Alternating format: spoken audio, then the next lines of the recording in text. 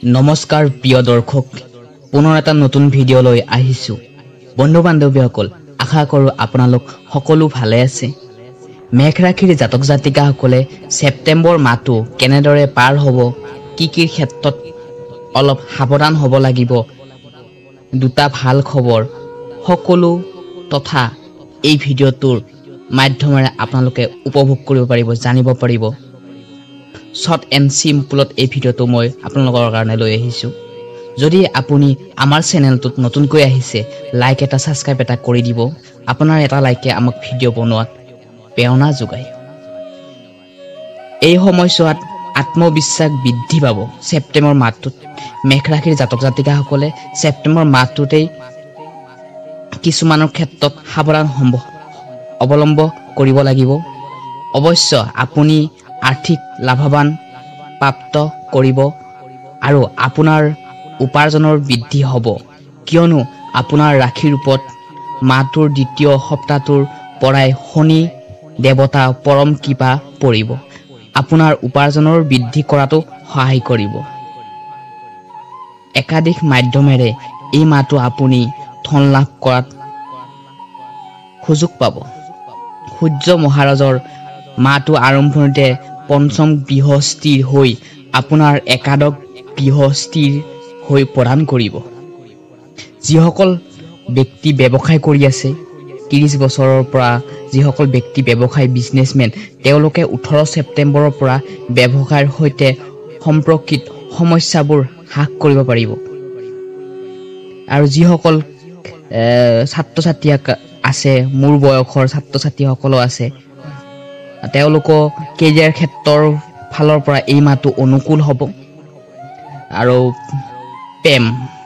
কথা কৈছো প্ৰেমৰ ক্ষেত্ৰত ৰোমান্টিক অনুভৱ কৰিব এই মাহটো আৰম্ভণিৰ পৰাই কাৰণ শ্ৰীকৃষ্ণৰ 26 আগষ্ট শ্ৰীকৃষ্ণ দিনটোৰ শ্ৰীকৃষ্ণ জন্মাষ্টমী দিনটোৰ পৰাই এই মাহটো উজ্জ্বলিব মেঘ ৰাশিৰ জাতক জাতিকাসকলে প্ৰেমৰ ক্ষেত্ৰত ৰোমান্টিক অনুভৱৰে হৈ আপোনাৰ এই মাহটো লাইফটো সলনি হ'ব পাৰিব বন্ধু বান্ধৱীসকল যিসকলে ৰিলেশনশ্বিপত আছে প্ৰেমৰ ক্ষেত্ৰত অসুবিধাৰ সন্মুখীন হৈ আছিল হাই কাজিয়া হৈ আছে ৰিলেশনশ্বিপটোত ইজনে সিজনক প্ৰবলেম ফকাস কৰি আছে তেওঁলোকে ৰোমান্টিক হ'ব এই মাহটোত আৰু কিছুমান কথাত বাধা বিঘিনি আহিব পাৰে পৰিয়ালৰ পৰা বা ডাঙৰৰ পৰা সো অলপ সাৱধান হ'ব লাগিব বাকিৰ ক্ষেত্ৰত ৰিলেশনশ্বিপত যথেষ্ট ভাল অলপ ডাঙৰৰ কথা মানিব আৰু তথাপি আপোনাৰ প্ৰেমৰ সম্পৰ্কত সুখী ৰাখিবলৈ অৱলম্ব সকলো চেষ্টা কৰিব এই মাহটোত মেঘ ৰাশিৰ জাতক জাতিকাসকলে যিসকলে বিবাহিত হৈছে সংসাৰ কৰিছে পৰিয়াল কটাইছে তেওঁলোকৰ বিবাহিতৰ জীৱনৰ বাবে কিছুমান দুৰ্বল হ'ব এই মাহটো আৰম্ভণিতে কিন্তু পিছত যথেষ্ট সুখৰ হ'ব গৈ আছে কাৰণ আমি পৰিয়ালত আমি সকলোৱে কৰ্ম কৰো কিহৰ কাৰণে পৰিয়ালটো পোহপাল দিবৰ কাৰণে সো পৰিয়ালটো সুখৰ কাৰণে পৰিয়ালৰ কাৰণে আমি ইনকাম কৰো কৰ্ম কৰো যেহেতু পৰিয়ালত যদি হাই কাজিয়া হৈ থাকে বা ঘৰৰ মানুহে যদি ইজনে সিজনক আমি দেখিব নোৱাৰা হৈ থাকো মনৰ আমি পৰিয়াল কাক বোলে বন্ধু বান্ধৱীসকল পৰিয়াল কাক বোলে যিটো ঘৰত 7জন 8জন পৰিয়াল আছে মানুহ আছে সেইজনক সেইটো ঘৰ কেতিয়াও পৰিয়াল নকয় এজন ঘৰত 3জনে মানুহ আছে বা 12জনে মানুহ আছে প্ৰত্যেকটো মানুহে যদি ইজনে ইজনক বিপদৰ সময়ত সহায় কৰে ইজনে ইজনক বিপদৰ সময়ত সহায় কৰি ভাল পায় সাহস দিয়ে প্ৰেৰণা দিয়ে সেইটো কোৱা হয় পৰিয়াল আৰু 3-4-5জন পৰিয়াল থাকাৰ পিছত 10জন পৰিয়াল থাকাৰ পিছত অমিল থাকে ইজনে সিজনৰ কথা নুশুনিব সিজনে সিজনৰ কথা নুশুনিব সেইটো কেতিয়াও পৰিয়াল বুলি নকয় সো বন্ধু বান্ধৱীসকল বিবাহিতৰ ক্ষেত্ৰত মই এটোৱে ক'ব গৈছো বিবাহিতৰ ক্ষেত্ৰত অলপ আৰম্ভণিতে আপোনালোকৰ মানে সংসাৰত অলপ কিছু প্ৰবলেম দেখিব পাৰে সো কিন্তু লাষ্টৰ ফালে আপোনাৰ যথেষ্ট ভাল আনন্দৰে ভৰি পৰিব স্বাস্থ্যৰ প্ৰতি অলপ মনোযোগ দিয়াটো গুৰুত্বপূৰ্ণ এই মাহটো আৰম্ভণিতে আপোনালোকে নিজৰ স্বাস্থ্যৰ প্ৰতি যত্ন ল'ব কাৰণ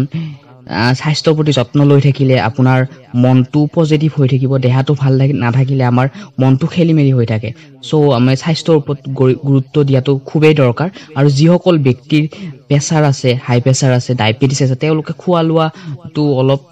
মেইনটেইন কৰি চলিব বন্ধু বান্ধৱীসকল আৰু চেষ্টা কৰিব যাতে আপোনাৰ স্বাস্থ্যটো ভালে ৰাখিবৰ কাৰণে আমি সকলোৱে আমি নিজৰ স্বাস্থ্যৰ প্ৰতি গুৰুত্ব লওঁ কিন্তু কেতিয়া পাহৰি যাওঁ কৰ্মৰ ক্ষেত্ৰত হেতু আপোনালোকৰো হয় মোৰো হয় কাৰণ আমি সকলো মানুহ হয় পাহৰা যায় কৰ্মৰ ক্ষেত্ৰত তো হলো স্বাস্থ্যৰ প্ৰতি গুৰুত্ব ল'ব বন্ধু বান্ধৱীসকল আপোনালোকৰ সকলো দিশৰ পৰাই ভাল দেখা গৈছে পৰিয়ালৰ ক্ষেত্ৰত আৰু লগতে স্বাস্থ্যৰ ক্ষেত্ৰতো এই সেপ্টেম্বৰ মাহটো ভাল ধৰণে পাৰ হয় যেন মনৰ ইচ্ছাবোৰ পূৰণ হয় সকলোকে মোৰ ফালৰ পৰা হিয়া ভৰা মৰম আৰু আশীৰ্বাদ থাকিলে যাতে এই মাহটো আপোনালোকৰ সকলোৰে ভালে কুশলে যাক বন্ধু বান্ধৱীসকল এইখিনিতে ভিডিঅ'টো সমাপ্ত কৰিছো যদি ভিডিঅ'টো ভাল লাগিছে তেন্তে লাইক এটা কৰি দিব আৰু যদি ৰাখিফল মাহেকীয়া ৰাখিফল আপোনালোকে উপভোগ কৰিব বিচাৰে তেনেহলে আমাৰ চেনেলটো অলপ সাবস্ক্ৰাইব কৰি থৈ দিব পাৰে ধন্যবাদ